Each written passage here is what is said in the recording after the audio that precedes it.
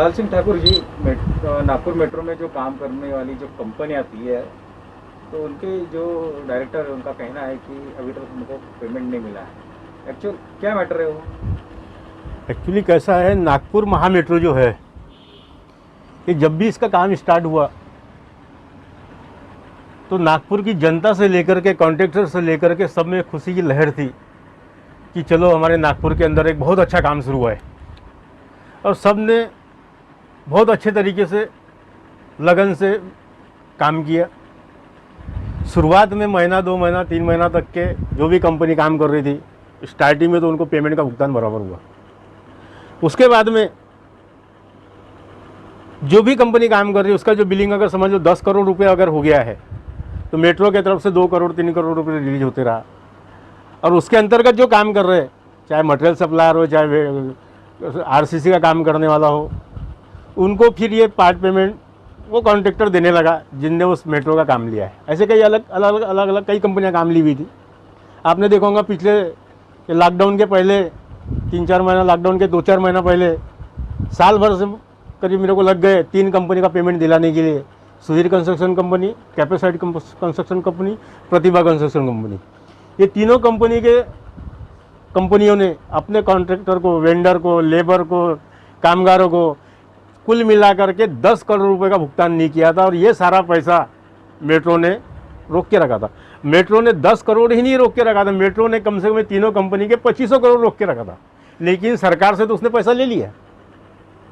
सरकार से जो निधि आ रही है काम पेटे, वो पैसा ले लिया।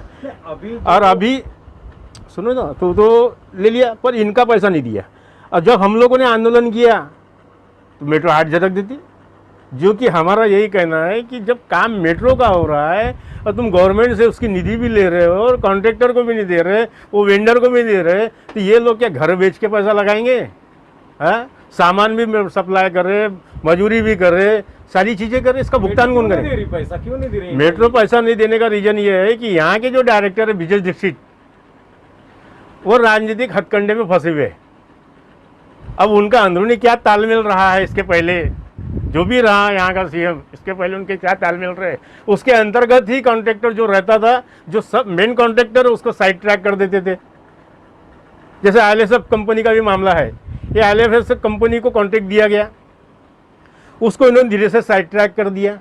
साइड ट्रैक करने के बाद में अपने माध्यम का ये कॉन्ट्रैक्टर डालते हैं, जो कि अनलीगल तरीके से डालते हैं, लीगल तरीके से बिल्कुल नहीं डालते। जो कि इस कंपनी को अगर तुम साइड ट्रैक कर रहे हो तो इसने जो कॉन्ट्रैक्ट लिया हुआ है इसका रीटेंडर होना चाहिए। इनने कोई कॉन्ट्रैक्टर जिसको साइड ट्रैक किया उसका रीटेंडर नहीं किया, उसको साइड ट्रैक कर देते और वो काम दूसरे को दे देते। इसको 10 करोड़ में अगर दिया है तो ये काम दूसरे को 20 करोड़ में देते, और उस 20 करोड़ में देते। ये ऊपर के जो 10 करोड़ है, शो रिकॉर्ड में 20 करोड़ हो रहा है, लेकिन ऊपर के 10 करोड़ अंदर हो रहे, ऊपर के 10 करोड़ अंदर हो रहे। तो इसके पहले भी विजय दीक्षित साहब के ऊपर मैंने अनेक जनों ने आरोप किए थे, तो उनका कहना ये था कि ये साथ आरोप झूठे हैं, ये सारी प्रक्रिया हम लॉ के हिसाब से करते हैं। फिर इसके लिए क्या है, अपने पास पुख्ता सबूत क्या है? उन्होंने अगर ये कह दिया है कि ये सारे आरोप झूठे, तो मैं चैलेंज करता हूँ, फाइल लेकर के बैठे और मैं मेरे वेंडर लेकर के बैठता हूँ, किसने कितना काम किया है, किसका कितना बिलिंग है, उसके हिसाब से आप निकाल लीजिए और जोड़ लीजिए ये काम इसको कितने में दिया और इनके रिकॉर्ड में कितना शो हो रहा है। ये दूध का दूध पानी का पानी हो जाएगा। कितने कंपनी को पैसा देना बाकी है उनका वाला जिन्होंने काम किया है, और कितना करोड़ रुपए देना बाकी है मेट्रो को, नागपुर मेट्रो? अभी मेरे पास में जो आईएलएफ कंपनी के लोग आए हुए हैं, इन कंपनी के ये जो लोग आए हुए, इनका करीबन 20 से 25 करोड़ रुपया देनदारी बची हुई है, 20 से 25 करोड़ रुपया। और आईएलएफ कंपनी को मेट्रो से लेना होगा 35 से 40 करोड़ रुपया, पर इनकी देनदारी 20 से 25 करोड़ रुपया। पर हमारा ये कहना है कि आईएलएफ कंपनी जब मेट्रो को बोल रही है कि मैंने जो काम किया हूँ 35 करोड़ रुपए का या 40 करोड़ रुपए का, उसमें से आप 15, 20, 25 करोड़ जो भी इनके होते हैं बांट दीजिए। क्यों नहीं? उनका जैसा इसके पहले तुमने बांटा तीनों कंपनी का। इन्होंने काम किया है, और तो उन्होंने जो काम किया है जो कंपनी ने है, और उन्होंने जो पैसा लगाया है, जो उन्होंने मटेरियल दिया है, तो उनका पैसा क्यों भुगतान क्यों नहीं हो रहा है? तो भुगतान तो इनको करना पड़ेगा, पर इनकी आदत है ना शुरू से, जब से ये मेट्रो में ब्रिजेश दीक्षित डायरेक्टर करके बैठे हुए तब से इनकी ये मोनोपोली है, सबको परेशान करना और बाद में मेट्रो वाले भुगतान का करना। कहने का मतलब ये है क्या कि ये जो कंपनी ने जो काम किया है, जो ये बोल रहे थे काम ही नहीं किया है, ऐसी नहीं नहीं, बिना काम ही किए सारी चीजें खड़ी हो गई क्या? बिना काम ही किए ट्रायल इन्होंने ले लिया कि मेट्रो इस चालू हो गई। संदर्भ में आप ब्रिजेश दीक्षित से मिले क्या, और ब्रिजेश मिले होंगे तो ब्रिजेश दीक्षित साहब ने क्या कहा? ब्रिजेश दीक्षित से इस संदर्भ में मैंने अभी लॉकडाउन के चक्कर में चलते मेरी बात नहीं हो पाई। मैंने अभी बीच में 1-2 बार उनसे मिलने का प्रयास किया, उस समय अवेलेबल नहीं थे, मैं ऑफिस जाकर के उनके आया। लेकिन अभी 2 दिन पहले उन्होंने ज्वाइनिंग किया, वो ऑफिस में बैठ रहे, उस समय उन्होंने मेरे को समय नहीं दिया। और अभी ये लॉकडाउन के चलते और कोरोना के चलते हम लोग न किसी प्रकार से डेमोन्स्ट्रेशन कर पा रहे, न किसी प्रकार से कोई आंदोलन कर पा रहे। तो इसलिए हमने भी ये सोचा है कि इस मामले को लेकर के हम एक बार कलेक्टर को निवेदन देंगे, क्योंकि हमारे नागपुर शहर का कलेक्टर की भी एक बहुत बड़ी रिस्पॉन्सिबिलिटी होती है। शहर में किसी प्रकार का कोई डेवलपमेंट चल रहा है या किसी प्रकार की कोई नया प्रोजेक्ट अगर यहाँ उभर रहा है तो उनका भी एक काम है उसके ऊपर ध्यान देना कि ये किस तरीके से हो रहा है, यहाँ पे क्या शोषण हो रहा है, क्या चीज़ें हो रही है। ठाकुर जी, अगर ये कंपनियों का अगर मेट्रो अगर पैसा नहीं देती है तो आगे की आपकी स्टेज क्या रहेंगी? देखो, मेट्रो को तो पैसा देना पड़ेगा, और नहीं देती है, अगर वो साफ मना करती है कि ये पैसा मैं नहीं दूंगा या हम नहीं देंगे, तो हम ये सारा मामला उद्धव जी के पास में लेके जाएंगे। क्योंकि ये सारा मामला हमने वैसे भी हमारे मुख्यमंत्री उद्धव साहब जो है महाराष्ट्र के राज्य के मुख्यमंत्री, उनके पास ये सारा मामला भेजा हुआ है, मेल किया हुआ है, फैक्स किया हुआ है। लेकिन सबसे पहले हमारा भी एक नैतिक फर्ज बनता है कि नागपुर जिले के पालक मंत्री, नागपुर जिले के कलेक्टर, इनको भी विश्वास मिल ले, इनके सामने सारा मामला रखे। इनने भी पहल करना चाहिए कि नागपुर शहर की में रहते हुए इनकी भी एक नैतिक जिम्मेदारी बनती है कि हमारे नागपुर शहर के अंतर्गत जो भी डेवलपमेंट हो रहे हैं उसमें जो भी कंपनी काम कर रही है, वो अगर किसी मजदूर का या कॉन्ट्रैक्टर का या मटेरियल सप्लायर का अगर शोषण करती है तो इनका भी नैतिक फर्ज बनता है कि उसको समझाए और उसका भुगतान करवाए। अगर ये इसमें सक्षम नहीं होते हैं, ये इसमें कहीं कम पड़ते हैं या कहीं इनको तकलीफ जा रही है, तो उसके अंततः फिर मेरे को उपरांत उद्धव साहब के पास में मामला मैं लेकर के जाऊँगा। और मुझे आशा है कि जिस तरीके से मैंने इसके पहले भी 3 कंपनियों के कामगारों को, कॉन्ट्रैक्टरों को, ठेकेदारों को, वेंडरों को पे भुगतान मेट्रो के माध्यम से ही करवाया, मेट्रो ही नहीं उनका किया, उसी तरीके से ILFS कंपनी का भी जो इनकी देनदारी बची हुई वेंडर लोगों की, ये भी मेट्रो को देना पड़ेगा। क्योंकि ILFS कंपनी की लेनदारी मेट्रो से 35 करोड़ रुपए है और इनकी देनदारी अगर 15-20 करोड़ रुपए वेंडर की, कॉन्ट्रैक्टर की, मटेरियल सप्लायर की, मजदूर की, इनकी अगर 15-20 करोड़ रुपए है और वो पैसा अगर मेट्रो के पास में है और तो वो उनको देना पड़ेगा। सुमर पाठक जी, आप वेंडर हो और आपने मेट्रो के लिए काम किया है और आपका बकाया नहीं मिला है, एक्चुअली क्या मैटर है वो? कि हम सभी लोगों ने जितने भी आदमी हैं, हम सब लोग नागपुर मेट्रो में काम किया है ILFS के इससे, और नागपुर मेट्रो ने उस टाइम पे हमको आश्वासन दिया कि हम आपका बकाया पैसा देंगे। ब्रिजेश दीक्षित जी खुद दिए और महेश अग्रवाल जी भी बात किए, लेकिन हम लोग उसको आश्वासन दे करके फिर पैसा दिया नहीं और हम लोग आज तक सफ़र करते आ रहे हैं। आज 2 साल होने जा रहा है, हम लोग सब परेशान हैं। मेट्रो से कितना लेना पैसा है आपको? हम सभी वेंडरों को तकरीबन 20 करोड़ रुपया लेना है। क्यों आपका पैसा क्यों नहीं मिल रहा? ये उस टाइम पे जो इन्होंने कहा, हम ILFS मेट्रो को इन्होंने पेमेंट नहीं किया, मेट्रो ने ILFS को, जो उसकी वजह से फिर हम सब लोगों को पेमेंट ILFS ने नहीं किया। ठीक है, हम लोगों ने जो काम किया वो नागपुर मेट्रो के लिए ही काम किया, और जितने भी नागपुर मेट्रो के अधिकारी थे उस टाइम पे ये बोल रहे थे कि आप लोग पेमेंट चिंता मत कीजिए, आप लोगों को सब काम करते रहिए, आप लोगों को पेमेंट मिलेगा। ब्रिजेश दीक्षित साहब को मिलेगा इस संदर्भ में उन्होंने क्या कहा?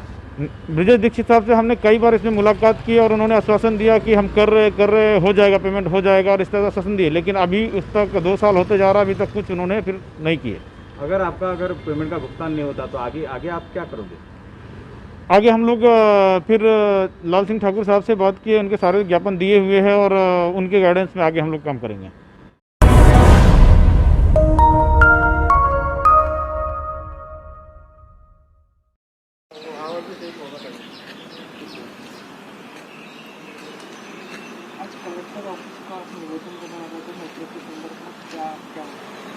आज ये मेट्रो ऑफिस में निवेदन तो हमारा जो तय हुआ था, एक्चुअली हमने ये तय किया था कि शनिवार को कलेक्टर साहब से मिलेंगे। ILFS कंपनी करके मेट्रो के अंतर्गत काम कर रही थी, और ये ILFS कंपनी जो है वर्ल्ड के अंदर एक बहुत बड़ी कंपनी है। और ये मेट्रो का जब भी काम स्टार्ट हुआ है शुरुआत में, इसने टेंडर निकाल करके जिन जिन कंपनियों को टेंडर अलॉटमेंट हुआ वो कंपनियाँ काम कर रही थी। लेकिन हमारे देखने में अधिकांश ये आया कि जिन जिन कंपनियों को टेंडर मिला उन्होंने काम स्टार्ट किया, 2006 महीने के अंदर धीरे धीरे ब्रिजेश दीक्षित जो मैनेजिंग डायरेक्टर हैं यहाँ के मेट्रो के, उन्होंने एक एक कंपनी को साइड ट्रैक करना शुरू किया।